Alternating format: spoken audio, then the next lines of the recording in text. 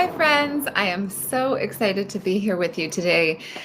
This is the Dr. Willow Show, where we are bridging sexuality, spirituality, and medicine so that you can really have a deeper understanding of how your sexual and sensual energy inside of your body, which does include your endocrine system, can create a medicinal effect on not only your body, but your entire life. So we got a really great question today from one of our followers and a dear friend of mine as well. So it was really wonderful to hear from her. And, this question is very near and dear to my heart because it's the same sort of place that I'm in my life right now as well. And many, many people are. I think it's part of what we've been dealing with during this pandemic is really looking at like what's working in our lives and what are we not going to take a stand for anymore? What are we not going to just put up with at this point in our lives? And so, so there's been a lot of changes to relationships, as you may have noticed. There's been a lot of endings of relationships, and there's been a lot of people who've been in long-term relationships who are working very diligently on evolving those relationships and changing them to something that does work for them. So it's wonderful. It's beautiful. And there's a lot of, pain and suffering that goes along with it. Anytime we go through a big transition or a big change, we're going through a big expansion. There's often a lot of contraction that's involved in that as well. And so when we do that, expand, contract, we're expanding beyond what we think we are capable of. And so that can be uncomfortable. That can be really painful because also what we're doing is we're taking this leap of faith. We're moving from what's been comfortable and what's been right for us or what's been comfortable, for so long to something that's completely unknown.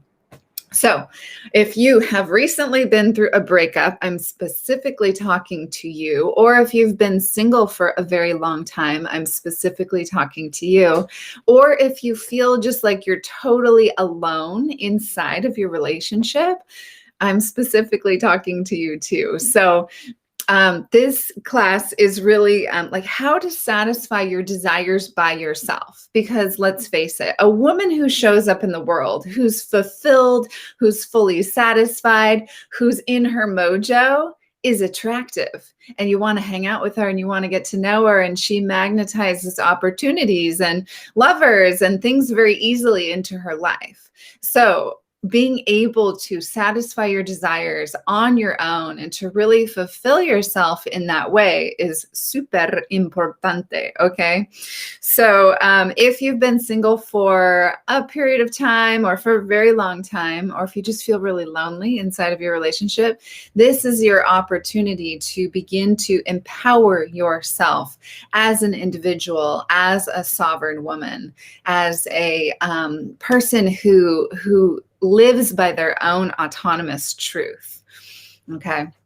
So I'm excited. I'm excited because I went through a breakup. I was with my beautiful beloved partner who I still love very dearly. And we were together for 7.5 years. So that's a good chunk of time. And we just split in January of this year. And there was a lot of breakups during the pandemic. And I think a lot of them were due to the fact that like we were sequestered away in our houses together. And when you're spending that much time with somebody, you just may not want to continue to be with them. But my particular experience was that it was a long time coming, and it was just time, and it wasn't so much pandemic related. I actually really loved living with my partner. He was a great person to live with. So it's more just that it was time, and it was time to move on. And so it was time for us to evolve on our own. And so I'm just very, very grateful for the way that we were able to amicably, part. It was really a beautiful, beautiful ending to a really successful relationship. Just because a relationship ends doesn't mean that it's not successful. So when you do find yourself on your own, maybe you've left left a marriage, maybe you've left a relationship, maybe you've just been single for a long time. You're really, you're in this sort of clearing phase of your life. So if you haven't studied with me yet, the ancient wisdom approach, then be sure to get it on your calendar for September 6th. We're going to be doing a 5-day challenge, a free challenge called Level Up Your Love Life. And I will go into the ancient wisdom approach very, very deeply during that 5-day challenge. So that will be a fun place for you to get a little bit more information about what I'm talking about. But right now I'm going to gloss over it a bit. So the clearing phase, it happens for you every month as a woman because the moon goes through that cycle. But it also can be this bigger phase in your life, like where you're really letting go of things that aren't working for you, whether they be relationships or career paths or, even family members. Sometimes we have to clear them out of our lives because they're just too toxic and it's not healthy for us to have them in our lives. So if you're in that clearing phase of letting something go, really going through that big transition, I would encourage you to also look within yourself and look at what is it that would be beneficial for you to clear about your belief system, about the habits and the patterns in your life. Because what you don't want to do when you finally leave that relationship is get into another one that has the same patterns, that has you magnetizing that same pain body that you did in the previous relationship. So really look at yourself. Take this opportunity of clearing and letting go to eradicate the patterns and the pains and the doubts and the insecurities that come from usually your parents, usually their parents, usually it comes from your whole lineage, right? Your whole bloodline.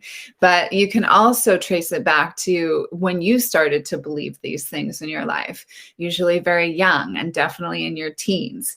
So really look at all of that, clear it away, burn it, whatever you got to do, write it down and burn it, or wrap it in a stone or a crystal, throw it in the ocean, however you like to clear. Make sure that you're doing a really good job of clearing. If you're watching this live, write in the chat box, what is it that you are clearing at this point in your life? What limiting belief or what pattern of protection are you willing to really let go of at this point in your life? I'm curious. I want to know. So after you've gone through that fall phase, fall is all about releasing, letting go. It's the death phase. It's this thing that we don't really honor very well in Western culture is death. I mean, we have funerals and things like that, but we don't really celebrate death in this beautiful big transition that it is. And so if you're in a death phase in your life, if you're in this clearing and releasing, this fall phase of in your life, then it's really a beautiful celebration. I was just at an event, a retreat in Costa Rica, and there were a couple women there who were like, "I'm signing my divorce papers today," and I was like, "Oh, well, congratulations!" It's not normally what you would say to someone who's signing their divorce papers, but they were so ready and so happy to move on from that old paradigm, that old way of being in relationships. So, congratulations were in order. Once you do that whole clearing phase, then this is the piece that people miss all the time. Then you get to sit in this winter phase. This is the time of hibernation, recalibrating to what's true for you now. What is it that you want to call into your life? What's authentic to you at this point in your life? What is it that you really want to manifest and see come into your life? So you want to take some time in this spaciousness. Once you clear, you have all this space. So don't go filling it right away. That's what people like to do. Oh, I've got space, I'm going to start filling it. Take some time in that spaciousness. Take some time in that winter phase and really just open yourself up to recalibrating to what is true for you now. Who are you without all that stuff? Who are you without that relationship, without that job, without having to tiptoe around somebody? Who do you get to be in your life if you just get to be truly, truly, authentically you? So that's a really fun part of the phase. And that's really where I want you to start to practice satisfying your desires by yourself, whether they're sexual desires or food desires or spiritual desires or physical desires, whatever it is that you really are calling in and wanting to have more of. This winter phase, this calibration phase, is where you want to do it. So just some things that you can play with, like some actual practices and tools that you can begin to utilize during your calibration phase to satisfy yourself, to really bring more sexual satisfaction, more connection to yourself. One of my favorite ones is Abhyanga. And we just did that during the Dreaming the Queen Awake retreat. So we're going to be doing another one of those retreats coming up in November. So keep your eye out for that. But Abhyanga is, it's an Ayurvedic practice. It's such a beautiful practice. And, it's a bit more lengthy than I can explain here. But in a nutshell, it's where you rub oil all over your body and you just love yourself up and you get it into every little nook and cranny of yourself. And then you take a hot shower and you let that oil seep into your pores and really nourish you on a deeper level, really, really nourish you from the inside out. And when you are doing this Abhyanga practice, this is where you can start to expand your concept of pleasure. So you want to bring more pleasure into your experience on a daily basis, every day. So what brings you pleasure? Is it the way is it your coffee in the morning? Is it that you get to take a hot tub at the end of the day? What are those pleasurable things? And you really want to expand your experience of pleasure so that you have a greater capacity for what pleasure is, and also expand your concept of orgasmic energy. So orgasm isn't always like during sexual intercourse, isn't always a clitoral stimulated orgasm. It doesn't have to do anything with your genitals. You could have an orgasmic experience, while you're out doing qigong on the cliffs and a whale breaches in front of you, which is what happened to me the other day. And, it was just such a glorious moment. I had a whalegasm. I was like out there on the cliffs in Santa Cruz doing my qigong like I normally do. And I look out on the horizon. I'm like, I think that's a whale out there, and then I'm like, yeah, it is a whale. And then I started to commune and talk to the whale and have this conversation with the whale. And I was like, okay, whale, just, give me a sign. I want to see a breach. And like in that moment, the whale breached way up out of the water, and it did it 4 or 5 times. And I mean, that was an orgasmic experience. I was doing heart qigong at that moment. And so my heart and the whale, it was very orgasmic. It was just like elation inside of every cell in my body. So begin to expand your concept of what an orgasm is, because it can really go a lot further beyond than what we've been taught, right? So that's one practice, is the Abhyanga. Do that every evening, or even just 2 or 3 times a week is going to be fantastic for you if you're not already doing something like this. If you want to start to bring this, satisfying pleasure inside of your life into more of the sexual realm, I do recommend doing sex magic rituals and sex magic ceremonies. So again, I gave a whole introduction on how to do that during the Dreaming the Queen Awake event. But in a nutshell, it is where you get very clear about your dreams, get very clear about your visions and what you want to call in, write them down, draw them, make a collage, whatever you like to do. And then you basically make love to that vision. That's how it goes. And you could spend 3.5 hours doing a sex magic ritual, or you could spend 30 minutes, but you do want to give it some time. You want to set the tone, light the candles, get the music going, do Abhyanga during your sex magic ritual, get your body lubed up and oiled up so that you can really feel that deep nourishment and healing of your own hands on your body. Really, really powerful and fun practice. I love to do the sex magic rituals during the new moon, because that is the best time to plant the seed of what it is that you're manifesting in your life. But if the new moon isn't, a good time, do it whenever you have time. Do it anytime. Anytime is a good time for a sex magic ritual. So also want you to start to think about, what is it that you really love to do? And when it's like your love task, when you do this thing, you're not thinking about, someone liking you for doing it. You're not thinking about how you could be doing it better. You're not trying to improve. It's just something that you love to do. For a lot of people, it's cooking or gardening or reading a book, just like it's just something that you love to do. Like you just get total joy and pleasure out of it. And there's no sort of contingencies around getting that joy and pleasure. So do your love task a couple times a week, 2, 3, 4, if you can, times a week. Mine is swimming. I love swimming in the pool, just one lap after another. It's just like my total joy.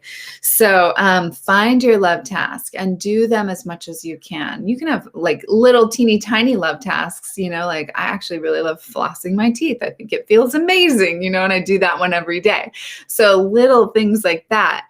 And really cultivating the experience of love and joy and pleasuring yourself in that way is really what's going to have you satisfying your deeper, intimate desires on your own. When you come at that point, when you're fulfilled inside of yourself and you come to an intimate experience with another person, you're going to be coming totally fulfilled. So you're not going to be in that kind of needy state of like, oh, I really need you to pleasure me. I really need you to bring me, the joy and the ecstasy that I see in the movies or whatever it is, So when you come together with another beautiful soul, with another beautiful human being who maybe also has that fulfilled state inside of them, you're going to be more likely to attract somebody like that when you're in that state.